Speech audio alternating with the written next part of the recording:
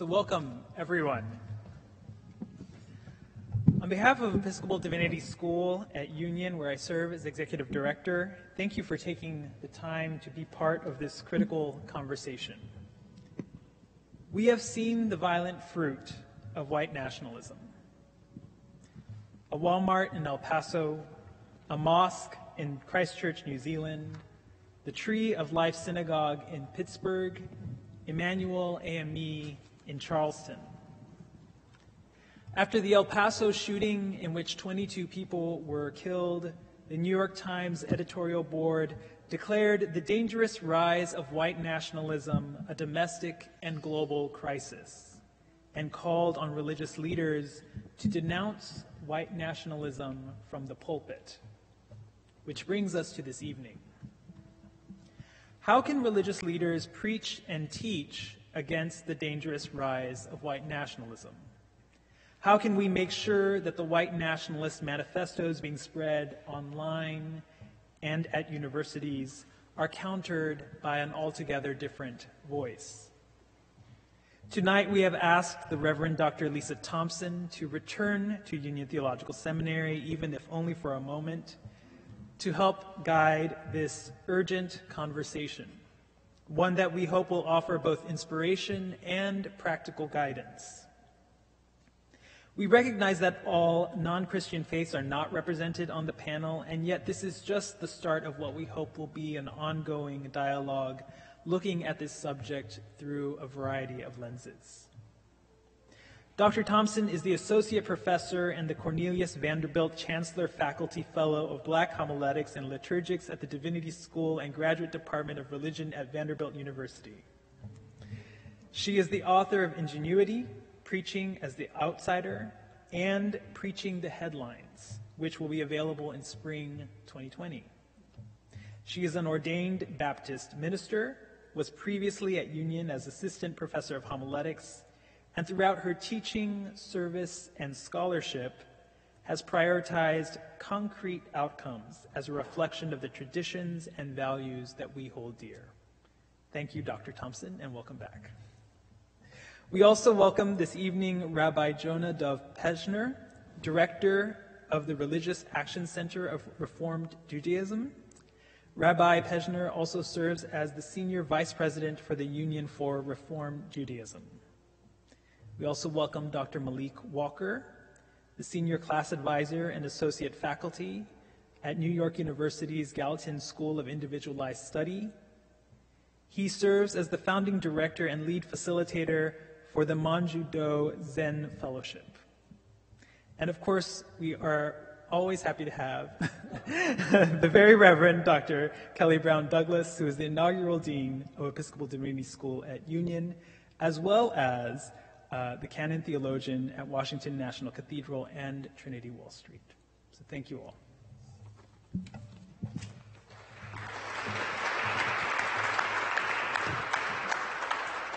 Thank you, Miguel. Good evening. Good evening, friends. I am excited to be here, not for the occasion and the topic per se, but to be sitting with great scholar practitioners and thinking around this very important subject. As those of us who teach preaching and worship or talk about ideas of preaching and proclamation hold firmly that what we say and do in the name of religion impacts the lives of everyday people on the ground in very real ways. And we also think deeply about the ways in which the social demands and dimensions of our world make ethical demands on practitioners and people of faith. So tonight, we've brought together this great group of people to think deeply about white nationalism and its tentacles and its consequences in our wider world, and what is the responsibility of people of faith and faith communities moving forward in addressing the issues at hand. So as a good moderator, I am going to fade into the background and let this conversation take place.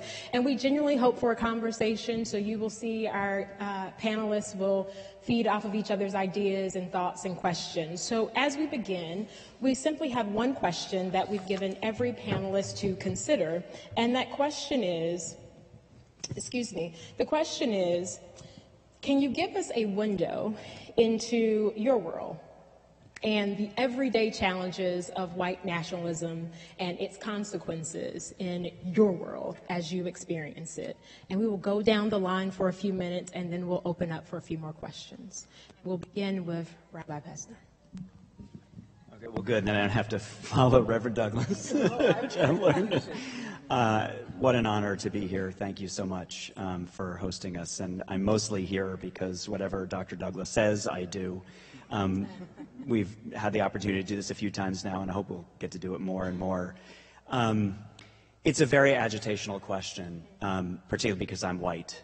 So I want to share with you how it shows up in my life with a very direct and personal way of coming at this. I just came back 10 days ago from Pittsburgh, where I gathered with our Jewish family for the first anniversary commemoration of the mass shooting at Tree of Life synagogue, ironically named. And I was with them, having been with them a year before. I spent the hours and days after. I live in Washington, D.C., so when the shooting happened, I got in my car and I drove straight to Pittsburgh. And as part of my role as a leader of the denomination, it was the right thing to just show up with and be for our people. I will never forget what I witnessed in Soldiers and Sailors Hall, which is the big venue in Pittsburgh, only a day after the shooting. There were thousands and thousands of people gathered. There was standing room only in the hall, and then there were thousands of people that couldn't get in because of fire code who were watching on flat screen TVs that the city had set up. And remember, this was like the raw hours after, and it was still fresh for the folks who were impacted. And in the front row were all of the families, all of the mourners, and all of the notables of the city, and obviously many of the Jewish community, but then the full array of the interfaith community showed up. And one after the other, they got up to speak. The leader of the Muslim community stood up and said, "We will raise the money to pay for all of the funeral arrangements and all of the needs for the families. And the Muslim community will stand guard outside synagogues to protect our Jewish family." And then a very, very prominent African-American pastor stood up and said, "Let us remember three things. Number one, this was an act of brutal violence against Jews, our Jewish family, and an act of violence against our Jewish family is an act of violence against all of us. But number two," he said, "let us also remember that 3 days ago, 2 black people were shot at a Kroger's because the shooter couldn't get into a church, which was locked because of Mother Emanuel Church some 3 years ago in Charleston, South Carolina."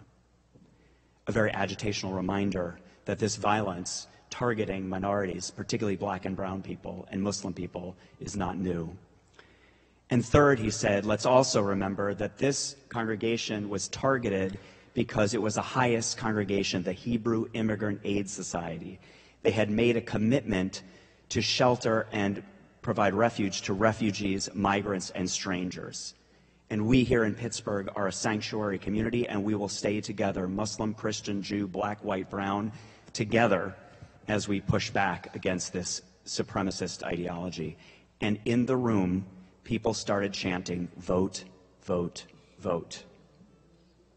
Now, I'm a political rabbi. I do our political work for the Reformed Jewish Movement for a living, and I was shocked how soon after the tragedy, when we were still in pastoral mode, this pastor was able to tell a story and preach in a way that was political, but was resonant for what was happening, because people had felt that this act of brutality and violence was an assault on their community, their family, and their friends, and on the body politic as well. The last thing I'll just say in conclusion, having kind of painted a picture that didn't start, though this was the worst act of anti-Semitic violence in American history, it's not the first. There have been many, many instances, which we can talk about later. But I paint that picture as a way, because it's a teaching example of what Eric Ward would say, who wrote, people know Eric Ward? Google him later. His seminal article on the subject is called "Skin in the Game," how anti-Semitism animates white nationalism. Skin in the Game, how anti-Semitism animates white nationalism. His argument is the following, and he's an African-American thought leader, organizer in the Western states. He grew up or didn't grow up, but spent most of his life in Portland, Oregon, which is kind of like the epicenter of white nationalism, and he's dealt with these people directly. There is this unbelievable, bizarre global conspiracy theory that the Jews are a cabal who have taken over the banks, the entertainment industry, and the levers of power in order to turn America black and brown and Muslim. Just savor that. It's delicious on some level. It's so bizarre. That there is a cabal of Jews who've conspired to take over power to turn America black, brown, and Muslim. It's called replacement theory, which is, and I never heard of this before, growing up as a Jew, like I never experienced it, but it helped me understand Charlottesville, Jews will not replace us. We thought this was about the monuments, taking them down. It was, right, the monuments, which were an absolute symbol of Jim Crow. But what did, like, Jews have to do with these Jim Crow? Well, it's because the Jews are trying to replace us, white nationalists. That's how it's showing up in my work. Yes. Well, good evening, everyone. It's really wonderful to be with you, and I hope that we can kind of get really deep into opening up new ways of engaging with this thing that is so pernicious and that has infiltrated even our own consciousness, right? That we have to have this conversation means that we're affected by it, that it actually affects the way we perceive and understand and see the world. Thank you so much, Rabbi, for that. And I have a little something that I wrote. I mean, it's like because I didn't know how to really organize my thoughts. I'd spent some time in meditation, as a Buddhist monk would do, trying to really explore the dimensions of this issue, this question, and not so much what is the Zen or the Buddhist response, but how do we? I think it was a lot more fundamental. Where and how does the Zen Buddhist engage the world and the whims of the world? Right? I mean, there's all the Buddhist, doctrines and all that kind of stuff, and all these ancient texts, but they don't really say anything about this. It's hard to kind of get to a moment where, how do we rise to the occasion, right? Especially in a tradition where we don't talk a lot. What does it mean to not speak effectively, if that is what we're doing, right? So I'm a Zen priest, as you all know, and I happen to be one of the few African American Zen priests in this country. This tradition, as it has spread to the United States and Europe, is generally composed of people of European descent. And the teaching has broadly appealed to an increasingly upper middle class demographic due to an aging practitioner base and due to the popularity of the mindfulness industry. I think this trend is changing somewhat slowly, but it has required efforts that prompt serious rethinking about the viability and versatility of the tradition in 21st century globalizing culture. Western cultural exports and social values and ways of thinking and relating via technology and consumerism directly challenge many of the core practices and sensibilities promoted in Zen. Yet the challenge is one that many sanghas meet with either a reactionary attitude, or meet with a reactionary attitude by either becoming closed communities, and for many reasons this could be true, right? Because you have culturally Buddhist communities that are, not from, from Asian countries, or because of certain geographies, where you are, and like in Oregon, right? And in many other ways, or the other reactionary attitude is an increased desire to enter into dialogue or conversation with the culture. Now, this one is a little different because, it seems more desirable, and it is, but, it's still a part of a reactionary thing. The nakedness and the unmistakable aroma of white nationalist jargon, representations, and speculations reinforce the challenges that sanghas face because of the provocative probing because it provokes a certain kind of probing into Americans' insecurity about identity. Whether sanghas close themselves off or for the sake of protection from backlash, or try to open conversations in efforts to transform the terms of engagement, the power lay in what we would call karmic reactivity. Not necessarily in this broad term of white nationalism. So it's not white nationalism. It is this reactivity to karma, right? Action and reaction. In fact, it articulates in contemporary terms, Instead, white nationalism as a concept summons the very root of karma in this country. In fact, it articulates in contemporary terms a reactivity to the long-standing ambivalent categories of identity and culture that we utilize to address the reality of the accumulation of violence in our history. At the root of Zen is the indifference to rigid categorizations of reality, identity, and expectations and experience. This indifference is reflective of the practice of stillness and quiet that endeavors to encounter simultaneously one's inner wholeness and the wholeness of all things. In other words, Zen practice is reckoning with things as they are. It is a practice that requires what we term in Japanese mushotoku, or loosely speaking, non-attachment. This non-attachment principle is not indifferent to the suffering of the world, and it is not quietist. Instead, the practice of zazen, or seated meditation, is this embodied expression of mushotoku that resituates one, both singular and collective, one's consciousness and relationships outside of karmic reactivity. The everyday practice that we teach and try to cultivate is one that pushes toward full openness of self, spirit, and perception that is only available via non-attachment, or mushotoku.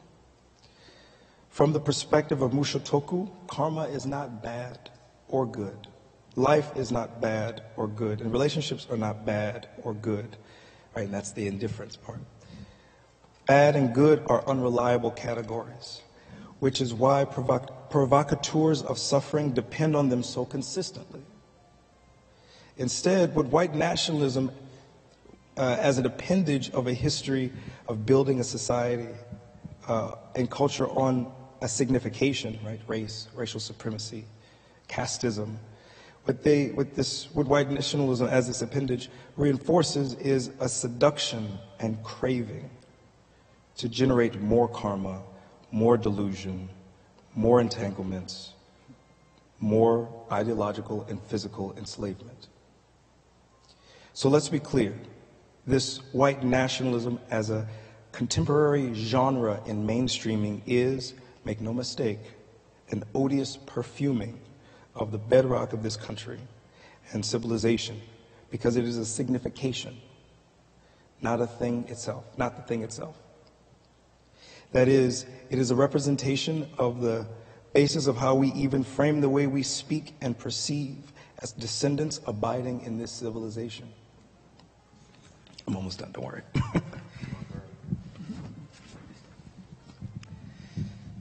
The message that Zen conveys, which contrasts from preaching, right, a verbal public act, is an abiding stillness to which the addressee is the quiet of the inner life. So it is not a self, right? We believe in anatman, right? No self. So the addressee is the quiet underneath or deeper than the self, beyond the self. This is a radical engagement with the world, because the cultivation of the quiet inner life and stillness of the body builds the capacity to see the natural quiet that generates time itself, the here and now moment. The capacity to see the natural quiet here and now is likewise the capacity to be fully open to the quiet that generates existence itself, all sentient and non-sentient existences. And this is what I will call real compassion. Mushotoku, in this perspective, neutralizes power, which is once again a signification, and the relationships they generate via attachment to symbols deployed with the intention to solidify identity and cultural relationships, right? Black, white, civilization, nation, and even posterity. And distinctions and categories of inferiority, supremacy, and utility as the mechanisms for brokering these relationships. This karmic neutralization in Mushotoku integrates mind and body such that there is the condition for the possibility to be truly open, present, and unswayed by karmic provocation, and to cut through in a way that in the here and now moment we can do what needs to be done authentically, naturally, unconsciously, and automatically. This is an age where extremism is particularly tech-savvy, fluid, for sale, and always seeking symbiotic allegiances with communities or groups that do not typically share extreme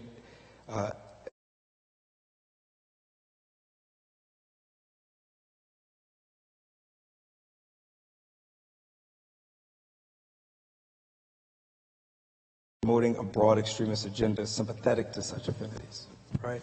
There's been recent news of folks who wouldn't typically fit into the white nationalist category, and yet they're the ones who are propagating it. It's like, that's bizarre. That's even more bizarre, right? If Zen preaches anything, it preaches the vigilant non-attachment that safeguards from extremism and seduction, since there is an indifference to bad and good as constitutive categories, by way of physical stilling of the body and quieting the mind that prompts an inner capacity to see the self beyond categorization, and thus to act and abide in a reactive world, being fully open to the uncategorized substance of all things that can be only accessed by being present here and now. Thank you, Dr. Walker. Dean Douglas. Thank you. So the joke's on me because now I have to follow both of you. First of all, I just want to add my thanks to all of you being here for this, the beginning of what I hope is a continuing conversation. And to thank, of course, Dr. Thompson for coming and helping us in leading this conversation. And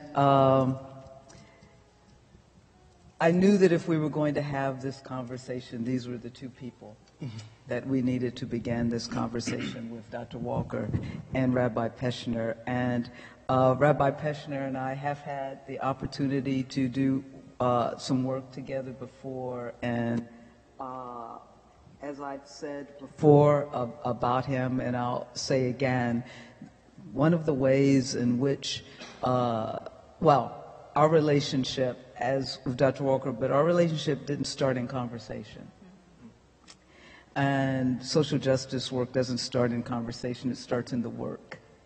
And I first met Rabbi Peschner because he was always there. And that's important, to keep showing up. And he kept showing up and could count on him. So thank you for once again showing up, and thank you, Dr. Walker. So the question of how has white nationalism impacted my context, my life, and how does it bring me here? I want to answer this question with two stories that sort of frame why this is of urgent concern, particular concern for me, and then I'll end with why I think it's urgent for faith leaders. I don't remember,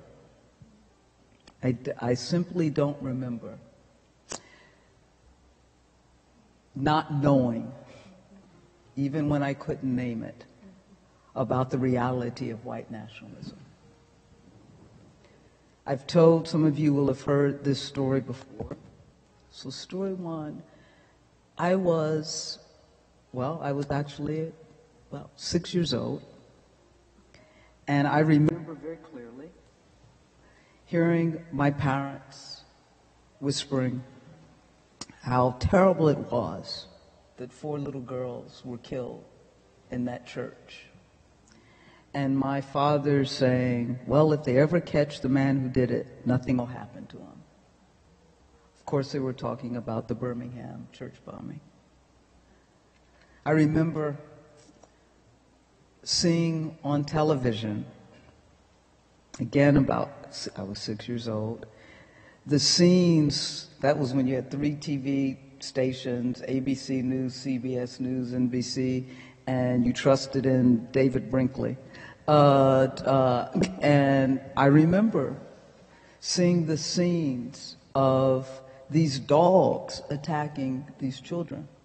Remember that very vividly. I didn't know what I was seeing. What stuck out in my mind were these dogs attacking these children, and it's probably why I am profoundly afraid of dogs today.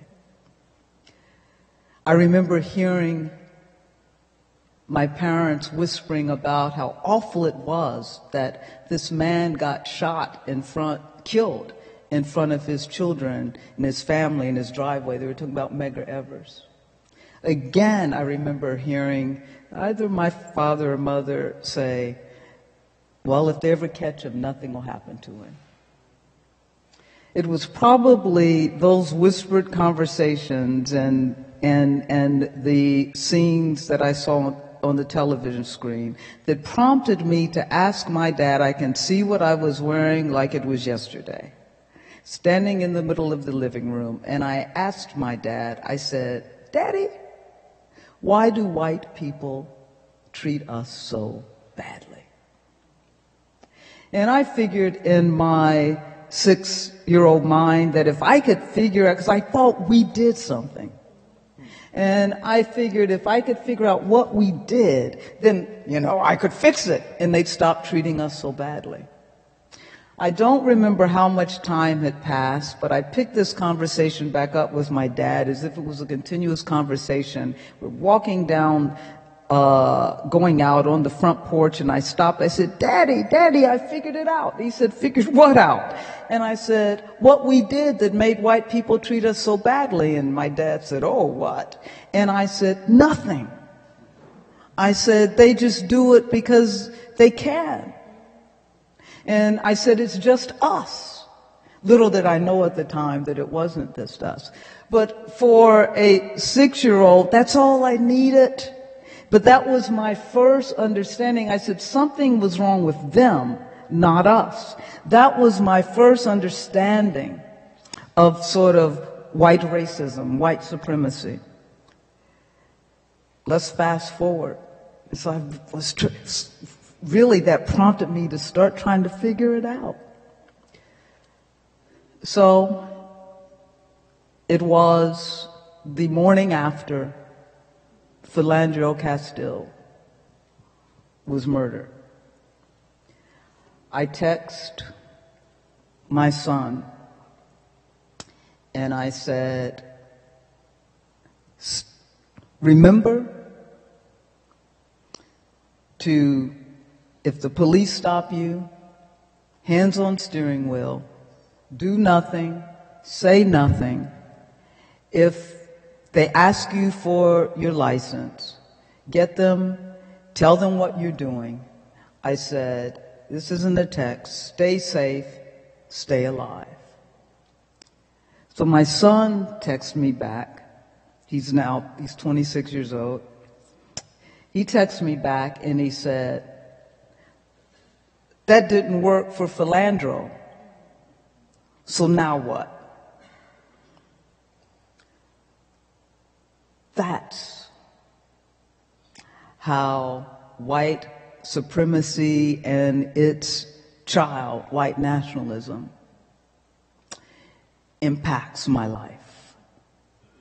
And it has, once again, that was almost the same question in a different way that I asked my dad. Trying to figure out. And what is so difficult, I guess, is the reality that just as Dr. Walker said, this is a part of the DNA of our country. This is not new.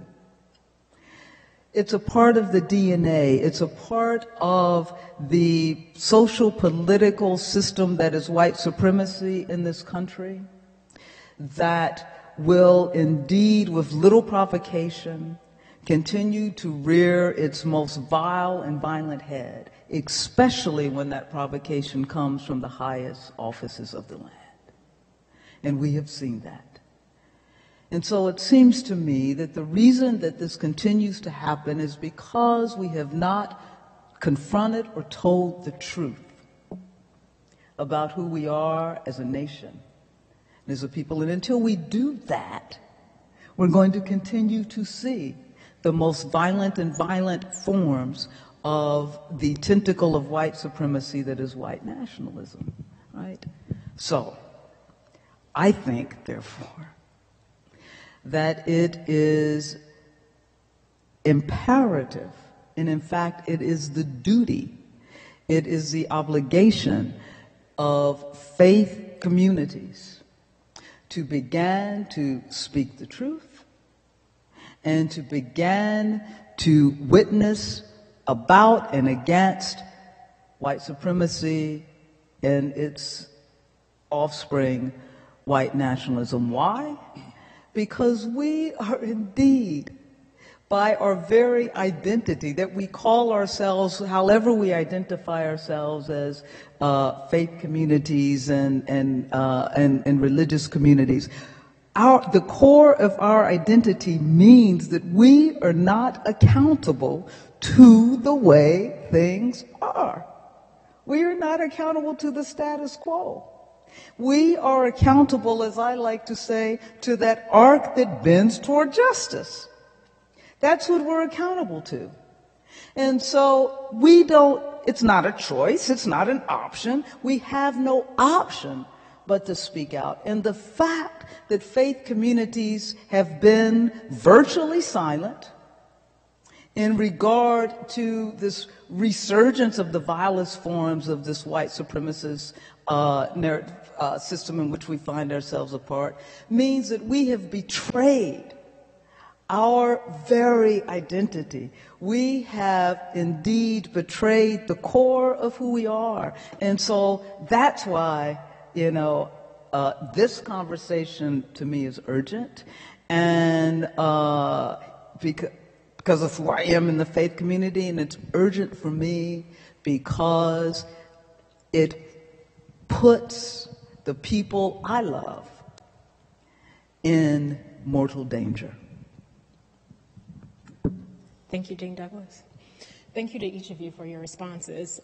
One of the things when I'm helping people think about their ministries of proclamation, as we'll call them, whatever form of faith talk they're doing that they feel is significant or has significant meaning for the way we live in the world, I often say, okay, you have to think about this as a work of mind, heart, and body. Right? We just can't think our way through ideas and messages, and people don't think their way through ideas and messages.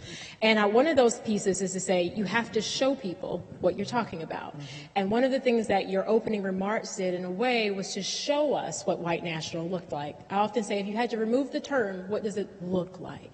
So I appreciate that aspect of what you offered here. The next hurdle that I think people often face is that I have to say, well, tell them why people of faith should care. Right, so it's easy, in a way, to say, yeah, we see this happening on the ground. This is what it looks like. Show it to us. But I find that practitioners, when they get back to their communities of faith, it's hard to bridge the divide to say, this is why we should actually care as people of faith. This is what's theological about this thing. So as you think about your traditions and your own work, how would you respond to the practitioner who's asking, so why is this theological? Why is this a matter of faith as it relates to your tradition? That's why Rabbi Peschner is my friend. See, he just looks down here. No, we don't do that. Let me put this another way, or let me address it this way. I am an Episcopal priest, right? And so I see some Episcopalians here and some bishops here, and I come from a church, a denomination, because I say when we call ourselves church, that's aspirational.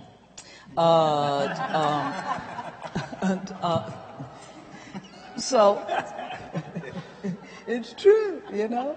And if we don't speak, first of all, if we don't speak out and witness against this, it will remain aspirational. To be church requires that we at least engage this. But I come from a denomination that's 90% at least white, right? Right? You know, it's at least 90% white. And, you know, and historically we have not been really the most activists. I'm being nice. In regard to this issue. We're the only denomination that didn't split over slavery. That we had two different conventions was a matter of practical necessity, not moral necessity. You know, if you have the Confederacy and they're going to meet where they're meeting, and then the church up north, you know, necessity, you split because the nation split. But the church wasn't a moral issue. So the question always becomes, for me, in this denomination, this wing of this branch of Christianity, is how to get a white church concerned about this issue of white supremacy, when indeed the church in and of itself has received and exists in many ways because of the largesse of white supremacy, right? And so how does one get a church to recognize that this betrays the identity of who they claim to be as church? So you ask, what's the theological thing? So for me, you know, we also happen to be a faith tradition that has a daggone crucified Savior at the center, and that ought to matter, right? And Jesus didn't go to the cross because he prayed too much.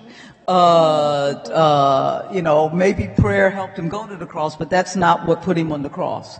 And the fact that Jesus was on the cross is because Jesus was not accountable to an unjust status quo. Jesus was accountable, and he embodied this just future. But the fact that he was crucified made perfectly clear that he was in solidarity with crucified classes, the crucified class of people. That means that he gave up any privilege that would have, first of all, not allowed him to be in solidarity, any privilege that indeed was the privileges of an unjust system. So he gave up male privilege, he gave up Jewish privilege, and by the way, he even gave up the privilege of being divine. And so that what he calls us to is to give up, to call it out, and to give up the privilege, whatever it is. So the white privilege of an Episcopal church, to give up, if we're going to believe in a crucified Savior, and no one believes in that more, they say, than Episcopalians. So to give that, he's calling us to give up that privilege, to give up whiteness. So guess what? So we can be Christian, right? So you can't be white and Christian or white in church at the same time. That just doesn't work. Not in a nation, not in a society where whiteness stands for oppression. And so it just doesn't work. And when whiteness stands for privilege. So that's in the church of which I'm a part, right?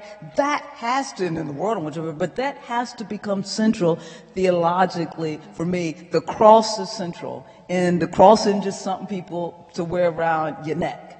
The cross means that someone, the Savior we claim to believe in, gave up the privilege, in this context, of whiteness.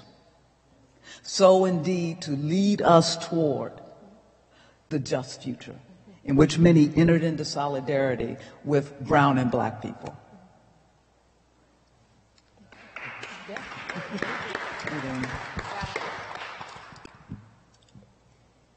Thank you for that. It's interesting, as you talk about the arc that leans toward justice, and that the kind of inner imperative that, is far beneath or above or beyond categorizations of particular markers within the society are supposed to influence this inner place, right? It can't, right? I think that what makes, Zen in a context of a reactive world, I guess, or Zen practice, is practicing Zen in a context of a reactive world, what makes it theological is something that, one, as a theologian, it's like I'm always thinking about that, but then being a priest in a non-theistic tradition, it's like we can't, the theos isn't there, right? So we have to, there's another question or another engagement, right? We have to come at it at a different angle. And I think that like the arc that you mentioned, we have in our non-theistic tradition, I guess, is this, we have the Eightfold Path, right? So there's usually the Four Noble Truths, and the fourth of the Four Noble Truths is walking the Eightfold Path, right? And so I think, and the Eightfold Path is something that's, in one sense, incredibly ambivalent, or not ambivalent, ambiguous, but almost absolute in its language to kind of, and the absolute language kind of undermines being absolute, right? So that you can always not become static, right? So, and briefly, the Eightfold Path is right view, right thoughts, right speech, right action, right livelihood, right effort. Some would say right faith or right insight, and then right concentration, right? And number 8 is actually right concentration is the word in Sanskrit is dhyan, D-Y-A-N, or D-Y-A-N-A, which translates in Japanese as Zen, right? So right Zen, right concentration. So, but what is right? Once again, it's coming from this core, right? Doing right action, right livelihood. You know when you're not right, because the practice of the path is always being, it always requires a certain vigilance of not so much being good or bad, but always orienting oneself to, in authenticity to the world, and always trying to engage not just the world authentically, but the authenticity of the world itself. So the right path, the right speech, right? Sometimes, and I say this and it sounds silly, but I say it just to kind of shock some of my students. Sometimes right speech, right action, and might be a fist to the face. Not saying that we encourage violence. That's not the point. But right always means doing what needs to be done here and now, fully present to it, fully open. And that arc will always bend toward right, not so much in good, but right in terms of what is truly needed for this moment to be experienced within harmony with the cosmic order. And so I think that's, the theological or non-theology, if you will. There's no theistic theology. Right. There's no self, there's no theos, there's no theology, right? The non-theology of it is always engaging every moment full self with the fullness of the moment, of the present experience, so that there is, maybe it's an instance, maybe it's a glimmer, maybe it's an aspiration toward harmonizing that moment, harmonizing with the cosmic order. And that's where the ought bends, the arc bends, right, and the oughts, right, and that's the nature of justice, right? We can't, the term itself, I think within a Zen mind would be like, yeah, I mean, the term itself conveys so much. It's so, and the Diamond Sutra talks about this, right? In one sense, to say that, that justice is the word means that it's not the word, right? It conveys so much that it can't be the word, right? So it's like, you have to go beyond the word, which means that you have to go into the practice of effecting it, right? And then for us, that justice means that harmony with the cosmic order. That's the inner, underneath the inner, that we can categorize or name or call, but can only be that propels and compels. And that's something that's kind of cultivated within and inborn in the inner life of people, and the inner life, I think, of creation itself. But it takes walking the path and constantly being vigilant, and probably sometimes not really knowing, but always being authentic, at least being fully open and fully present, and practicing full openness and full presence, such that maybe there's at least the aspiration of harmony, right? Thank you. Beautiful. It reminds me, listening to you, Dr. Walker, I'm Jewish. I don't know if anybody noticed. My kids go to a Quaker school, and it's the tradition of Quakers to begin with silence. Yeah. And you can always tell the Jewish parents, because we're the ones who are like, how long is this going to go on? Can we talk? Am I allowed? So like listening to the stillness is very powerful and good.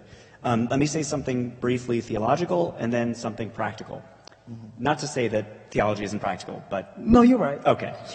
So Dr. Walker used the phrase, say it again, the harmony of the cosmos. What was that phrase? The cosmic order, or the cosmos. Yeah. Harmony of the cosmic order. So I was thinking a lot about what is the kind of Jewish way of thinking about that, and that is tikkun, right? Mm-hmm. Tikkun is that Hebrew word that means repair. And it's especially evocative given your opening reflection, Dr. Walker, when you talked about, I would use the word withdrawal, but what was the Japanese term for kind of a distancing? Oh, non-attachment, mushotoku. Okay, non-attachment. Right. So the word tikkun in the Jewish tradition of repair comes from this notion that in the beginning there just was God, and God was the fullness, and this is a mystical tradition of Judaism called Kabbalah. This is kind of a late medieval expression of Judaism, not biblical or early prophets, but later. But this mystical expression of Judaism where in the beginning there just was God, and God was alone, but everything was perfect.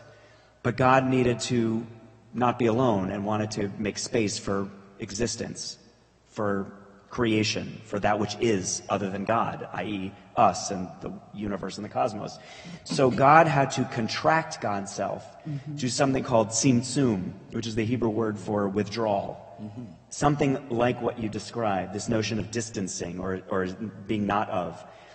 And the mystics said, well, so when God withdrew God's self, God kind of sucked in, that created a void. And in the void, existence came to be. The world existed. People existed. But the problem is, God couldn't be contained into something finite. That's the nature of God. And so there was this explosion. And all of creation shattered throughout existence. And the cosmos became a kind of a sea of shattered shards. The shards of the vessel that had tried to hold the divine. The job of the human then, according to this mystical tradition, is to find all the shards and repair them to get back to that pre-ontological, if that's the right word, time of perfection, when all that was perfect. So this is the rabbi's way of saying, like, we live in the real world, which is a world of brokenness. Existence means brokenness. We yearn for the world as it could be, the cosmological harmony, when everything is in right relationship, when the shards to the crystal are back and the vessel can hold existence again. Knowing it's not really going to happen. I don't want to be a spoiler, if you write spoiler alert, but that we live as if we could, and it's like the parabolic curve that approaches. For what it's worth, now the practical thing. Practically speaking, what does that mean? I want to lift up something Dr. Douglas said. Up until the moment she talked about the current occupant of the White House, nothing she described was after the election. Practically speaking, the brokenness, the white nationalism, the white supremacy that is in the DNA of our country and our broader context was there all along. So let's talk about that. Yeah, so, Yes, you can respond, and we'll give them questions in a few.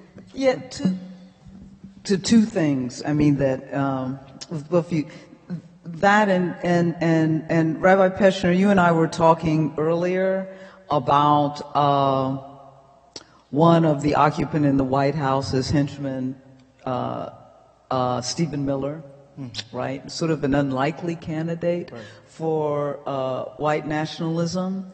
And then even as you talk, Dr. Walker, about the way in which sort of the consciousness and how we sort of take it in. And we are all impacted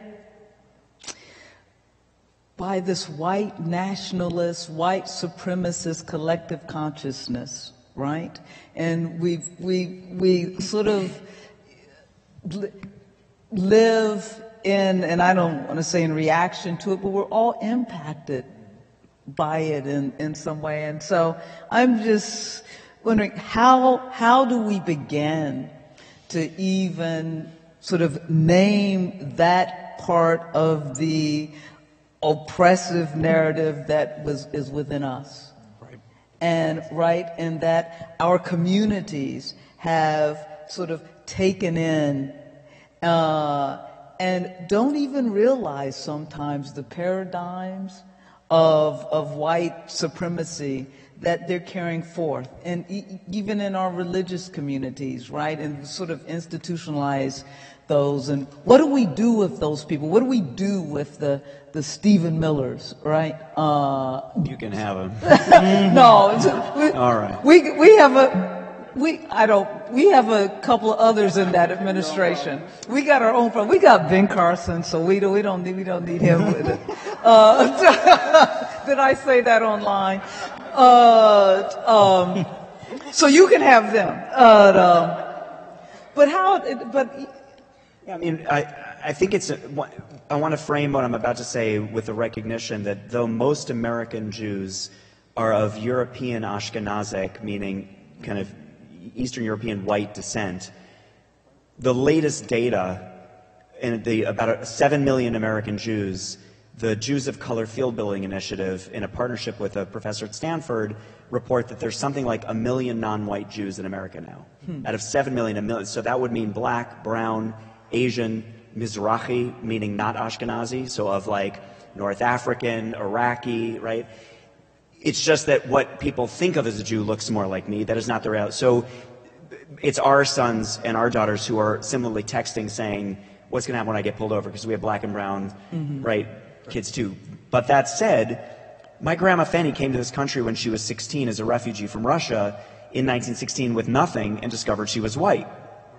So, and succeeded as an immigrant because whereas back in Russia, she literally had to hide under the floorboards of her house, watched as the rabbi of her town was dragged to his death, tied behind a horse because he was a Jew.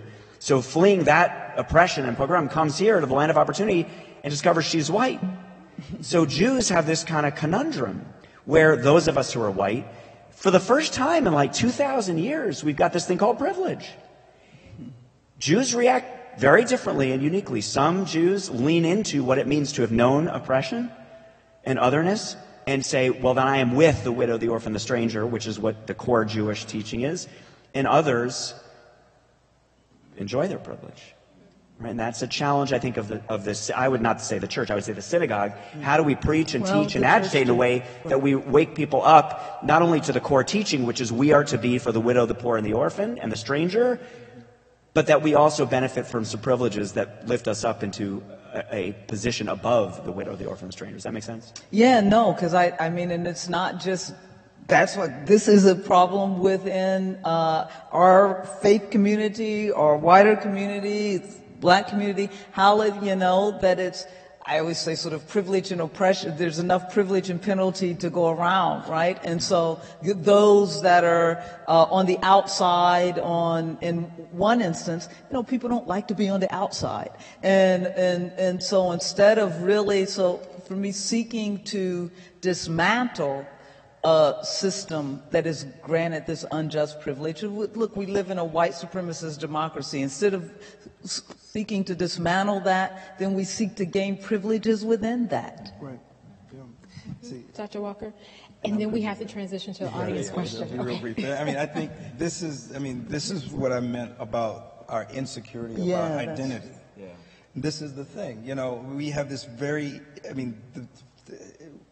the signifiers that we use to kind of embed ourselves in our identities or to form our identities are not stable. And thus, there are these moments where we're trying to, gain privilege within something that has destabilized, it's destabilized us from the very beginning, or we are destabilized or coming from destabilization and then stabilized in the instability, right? It's not even paradoxical. It's absurd. It's absurd. I think, I'm not the person, and I don't come from the tradition that has any solutions or any kind of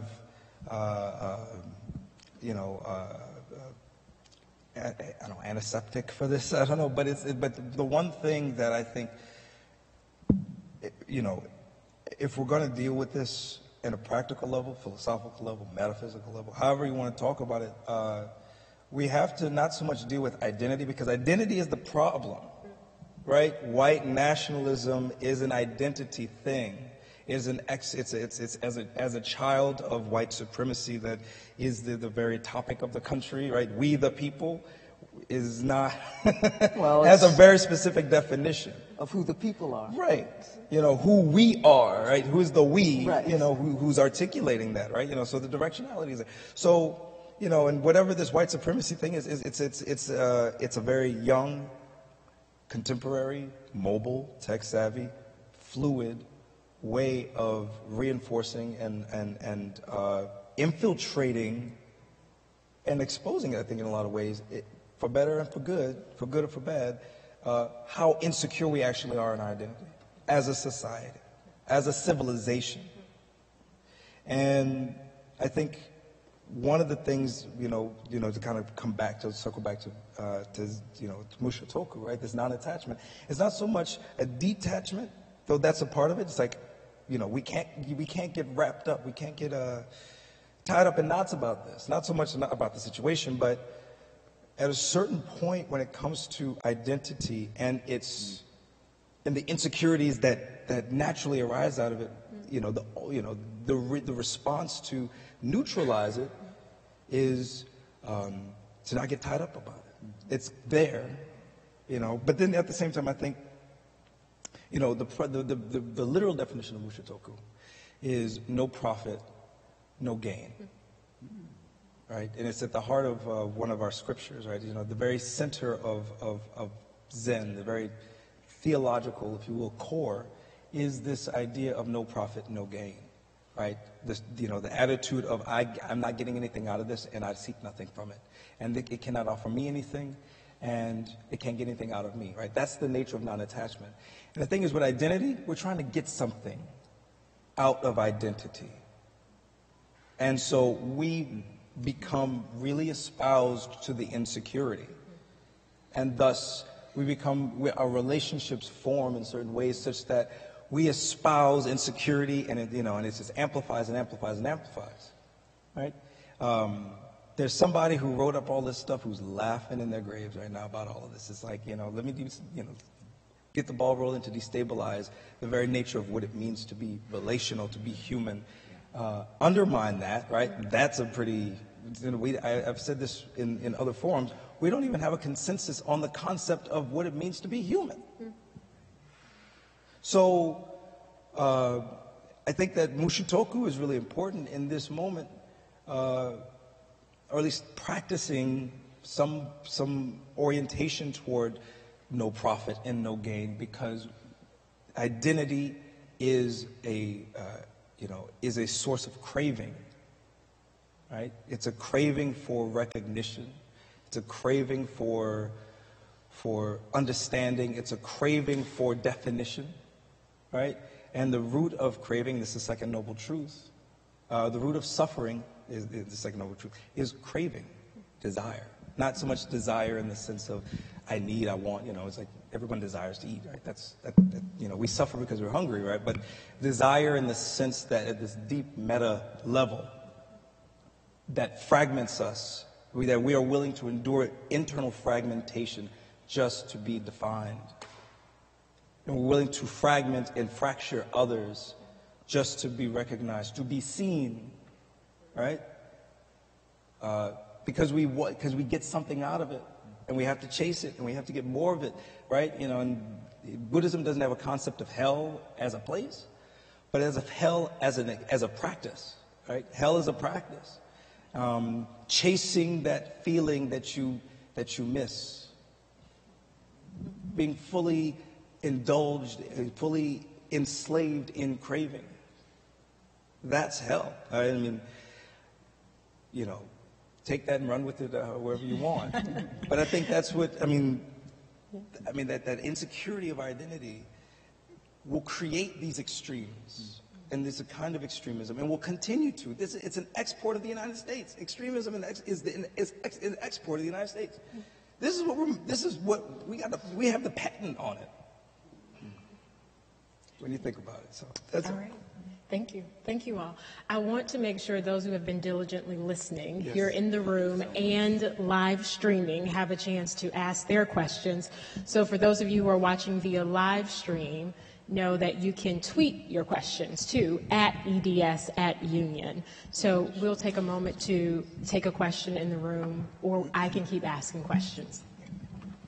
So I had a question related to the topic of preaching and teaching about white supremacy and white nationalism, to ask the three of you to give us an example of when you've been preaching or teaching about white nationalism or white supremacy in the last 3 years, and you felt a visceral negative reaction growing up in the congregation or the classroom or the audience. Can you talk a little bit about that? And how do you deal with it? This is a practical question. When that hostility begins to rise, what do you as a preacher or teacher do? Thank you.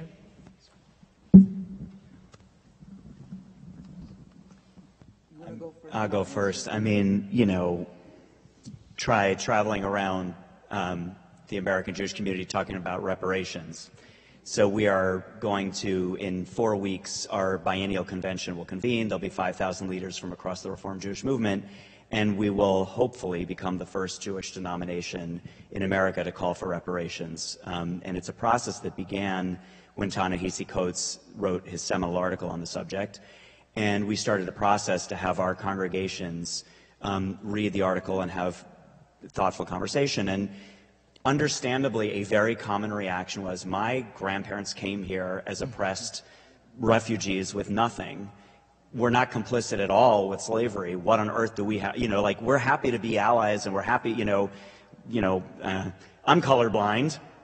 Isn't that enough, right? And so how do you not be the prophet, or, I have a good friend, a mentor, who likes to say, and I hope that you could use this in your classes, or maybe it wouldn't work, that Isaiah was a spectacular failure, whereas Nehemiah rebuilt Jerusalem, right? Because Isaiah, went to jail for doing this all the time and got run out of the temple. So, I don't want to get run out of my own temples, right? So if I get up and I'd be like, no, white guilt and blah, blah, blah, how do we actually engage people in a way that they can soften their hearts and do some of the work you were just describing, to detach a bit and say, as it says in Deuteronomy 21, when someone has been killed and blood has been shed, and those who were the perpetrators are unknown, who is responsible? Everybody. So my grandma Fanny worked really hard and came here with nothing, and she benefited from the backs of hundreds of years of first slavery and then Jim Crow. let's just have an honest and open conversation about that. So I have been in many situations where I have given the sermon. It hasn't gone so well, but I think it's better when it's part of a dialogical process, when people are in discernment and study and learning, and as Brian Stevenson would say in his book, Just Mercy, in proximity. In other words, there's actual dialogue with people and their lives, when Jews of color are centered in the conversation, talking about what it means for them, and there's actual relationship happening, so it isn't just the rabbi at the front saying, white supremacy bad, white nationalism bad, you know. Does that make sense? I can only affirm really what Rabbi Peschner said. My most recent experience, I worked for 20 some odd years in a black Episcopal parish, so there wasn't an issue in terms of preaching about issues of race in that parish. But of course, in my the last several years, I've worked at Washington National Cathedral, and probably the cathedral has worked to change its narrative on race. And the sort of catalytic event was when we had the Confederate windows, the bay of the Jackson Lee windows in the cathedral. And when there was a call for them to be removed, that didn't go down easy. And the parts of the community really resisted that as Chuck, who's there, came to some of the conversations. So what we did was precisely what Rabbi Peschner said, that there has to be previous dialogue and conversation.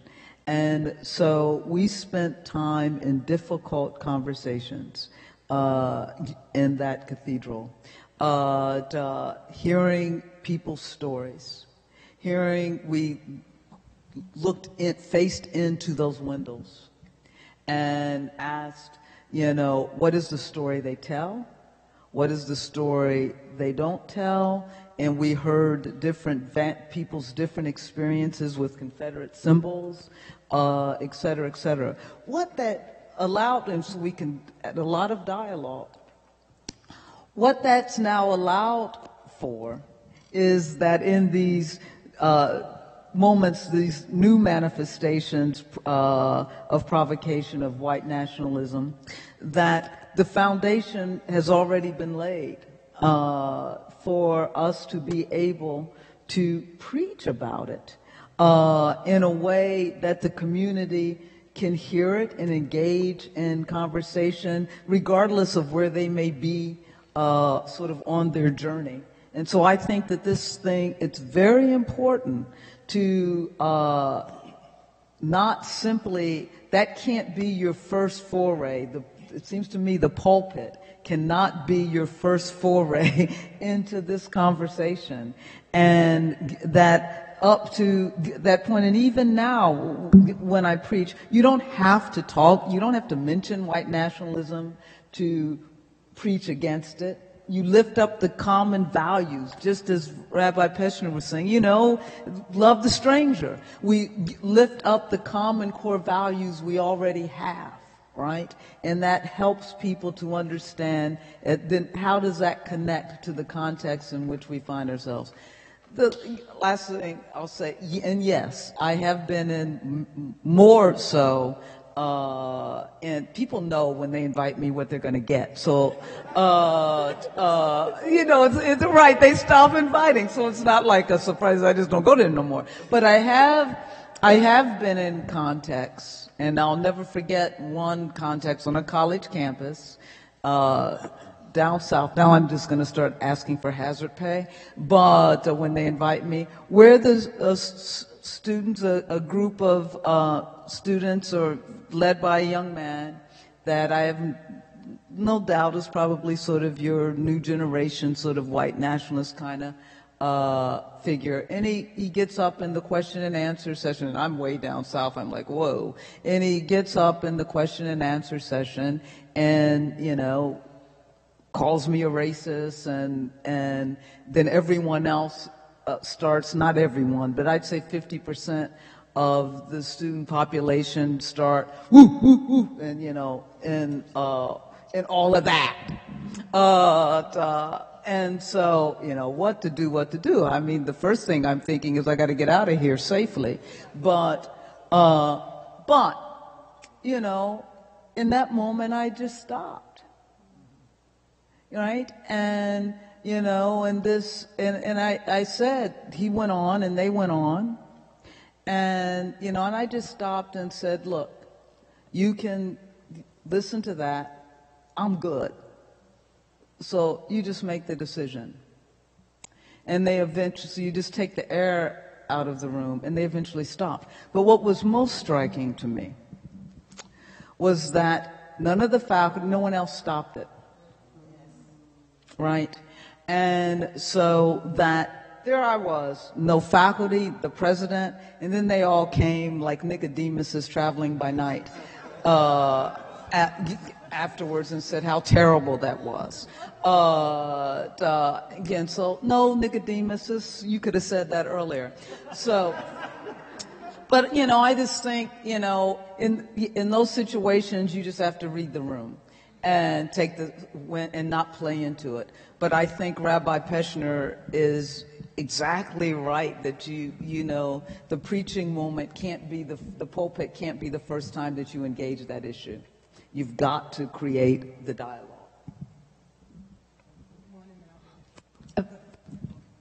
Did you have something, Dr.? Yeah, just briefly. In terms of the classroom situation, so I'm more or less more on the academic curricular side, and a lot of my work has had to deal with kind of American religious consciousness and the different currents and flows that exist in it. And teaching at a prominent, mostly white, majority Catholic institution for a long time, teaching, American religious history, I always start with slavery. I start with colonialism and its need for slavery, right? Extermination, slavery.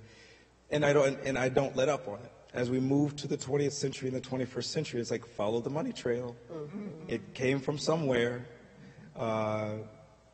And at a certain point, I started to notice, one semester was particularly interesting, teaching undergrads with that, because at a certain point, it's like, why do you want us to feel some kind of way about slavery?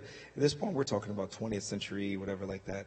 So why do we have to feel something about slavery? What are you trying to get us to feel? It's like, I'm not trying to get you to feel anything. I'm trying to tell you that this is a thing that actually operates and that it constitutes this much. Why do you feel this way? Why do you feel like I'm making you do something? And I'm generally, I would be at this place, I'm the only black professor they'd probably see. And in that, over years, I can count, I probably still have fingers if I counted how many black students I actually had in the class, in my class, out of hundreds of students. So in those moments, especially in those really tight classrooms when, it's like 8 o'clock in the morning, and nobody wants to be there, and that question constantly comes up, or at least there's this constant reference to it. Yeah, in this particular semester, but over time, students eventually do get frustrated. And they ask me, why? Why do I have to feel this? Or why do you want to make me do this? And it's also kind of a transference, because I'm the black professor, right? And I think that was the more striking thing that I had to say, okay, I know I'm dealing with the transference. So there's an emotional thing that's beyond just the content. And it's always kind of moving outside of the emotion. For me, it's always moving outside of the emotional current of the thing and saying, look at the thing itself. This is economics, and it works. And it works really well. Do you see how well it works? We're still spending that money. Mm-hmm. Right? We're still walking in that building, right? This one, or whatever other one. And trying to displace the feelings in most of these students, like business students. It's like, look at the money, right? Look at the money. And, it's like, it's okay to look at it. It's not going to hurt you, or at least the damage has already been done. It's okay to look at it. step out of your feelings. And so I think that's always been my strategy, especially because I know that there's something extra coming at me in that those feelings. I got to step out of the way in a certain sense so that they can see something of reality. So that's all I want to say about that. In an effort to get 2 questions in before we run out of time, I'm going to ask that we ask the question, and if possible, one panelist respond to the final question. This may be a question especially appropriate for Dean Douglas, so cool with that.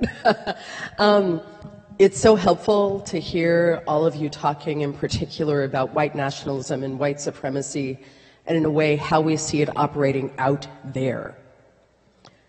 I'm struck looking at the sign behind you, Episcopal Divinity School, and what I'm sitting with and my stomach is churning with is, how do you speak about the story of a church so implicated in white supremacy? I'm especially and again, sitting in a chapel, and I know this is not an Episcopal chapel, but I find that over the last couple of years, as I sit in Episcopal worship, I am less and less able to separate the experience of worship, and in particular the experience of Episcopal arrogance about the superiority of our worship from what I hear of white nationalism and white supremacy about the superiority of whiteness. So I just wonder, Dean Douglas, if this is something that you've struggled with, how you're working with that with Episcopal students and others, just the fact that deep in the DNA of the Episcopal Church is this white supremacy, and it plays out in the way that we put ourselves above just about every other tradition we come in contact with. Thank you for the question. Dean Douglas. Yeah. Thank you for that. And all I can do is, first of all, is affirm what you've said. Look, yes. And so I want to say this quickly so we get in another question. But it starts with telling the truth about who we are as a church. It is no accident that, look, during the antebellum period, the Episcopal Church was known for, and because it did, having the wealthiest slaveholding class. That was the Episcopal Church. And Episcopalians were the wealthy slaveholders. So the fact that we brag about, whether it's true or not, that we are the Church of Power and that we've had 11 presidents, I wouldn't be bragging about that. But that's a continuation of a legacy of white supremacy that has been what the Episcopal Church has been complicit in, if not explicit in. So one of the things, and I've talked about this a lot and just talked about it in the Diocese of Indianapolis, we have to tell the truth and live into our history. Here at the Episcopal Divinity School, we've got at Union students sitting here. We try to tell that truth. We try to make clear that Anglican is not synonymous with Anglo, though our church would like to think it so. We try to tell the truth that it is no coincidence or no accident that our church is over 90% white. There's a reason for that. And look at the truth of our structures and our systems that don't allow for the discernment of the calls of people of color. You would think that people of color don't have calls. It's sort of like when I was in seminary, someone said that the reason black students weren't in the PhD biblical studies and the PhD program was in the seminary because black people don't like the Bible. It's like, really? We like it too much. You're trying to free us from that Bible. So I just think, Canon Spellers, to your question, what we try to do here, and it starts with how we educate people as they get into the church. We got in our church, which our presiding bishop is trying to lead us into doing, is to tell the daggone truth about who we are. Our church has been the Church of Power, has been the colonizing church, all of that. And so it should be no accident that we are the church that our CB, what is it, the Episcopal Pension Group said that our church is whiter than this country, not wider, whiter than this country was in 1790. That's a problem. And so we need to tell the truth about that. Thank you. Our final question. Yeah, thanks. I just want to pick up on the reference to Stephen Miller, who was in the news, the white supremacist of last week. And it's interesting because in listening to you, I think we do have, by and large, the right message to deliver, but I'm not sure that we have the right kind of medium to deliver it in. I mean, you talk about preaching and teaching. And you know that great Canadian Marshall McLuhan who said the medium is the message.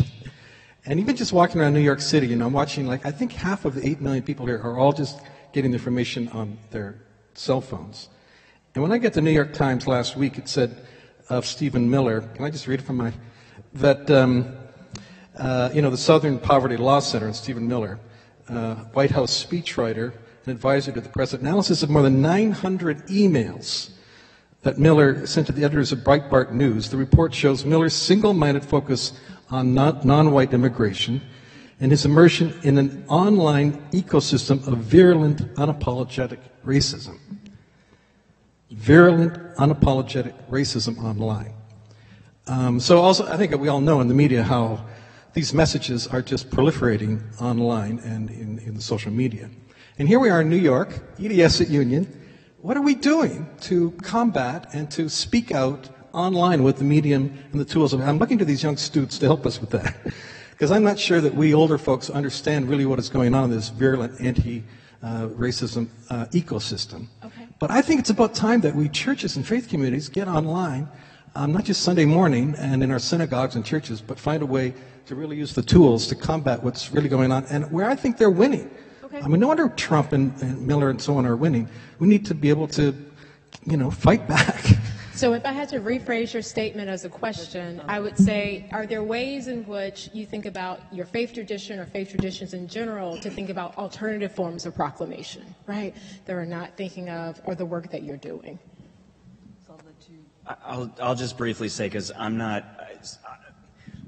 I did a live stream with some college students, and we tweeted that I was doing this live stream. It was like 40 college students. And Sebastian Gorka retweeted it and accused me of being a fake rabbi. Oh. Fake rabbi. Now, what he was really saying is my politics don't line up with his politics, and he was going to use me as a foil because he's got so many followers and a lot of anti-Semitic followers, and to drum. And so my comms team did a whole thing about let's use this. We're going to raise awareness by saying Rabbi Pester's been attacked by Sebastian Gorka. I don't even know what happened, to be honest with you. I think we don't know. This is like the telephone just got invented and we're not sure. Maybe that's by what happened to all those black people whose calls went to voicemail. We just don't know. I don't think and I have a friend who's a very active rabbi on Twitter.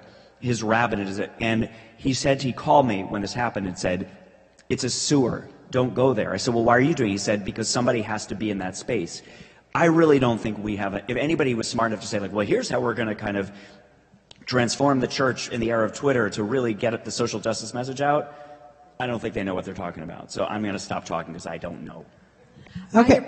I appreciate this response because it's one of those things where you say everyone has their work in their place. So when your colleague says, well, someone has to be in there, it doesn't mean that you have to be in there, right? But someone does have a place to fulfill. I see a moderator from the floor over there. Sorry. We have a question from Twitter? We do. Okay. Oh, well, ironically. Actually, if it's Sebastian Gorka, say no. I was going to say this. Actually, it's a question from the YouTube live stream from Robin Gorsline. She says, how do we build on this conversation so that it spreads to every community, civic and faith communities talking together? Can we send Drs. Douglas and Walker and Rabbi Pestner on the road? Well, no, I'm not going to answer that, but Rabbi Peshner and I we've been on the road, but we have talked about, here's what not being on the road, but here's what I do think is important, is doing the work together. And being able, as this interfaith conversation, but people seeing us doing this work together. And one of the things that I must say, and I've that Rabbi Peschner and I, even when we've been in another conversation together, and one of the things that I really appreciate in this kind of work and in our conversations and working with him, every time I'm with him, I learn something, and my not only vision is expanded, but I think that we know that I know the integrity of what he stands for and his commitment, and I hope the same vice versa for me, which means that you can allow each other to make mistakes, to mess up, and to grow and learn.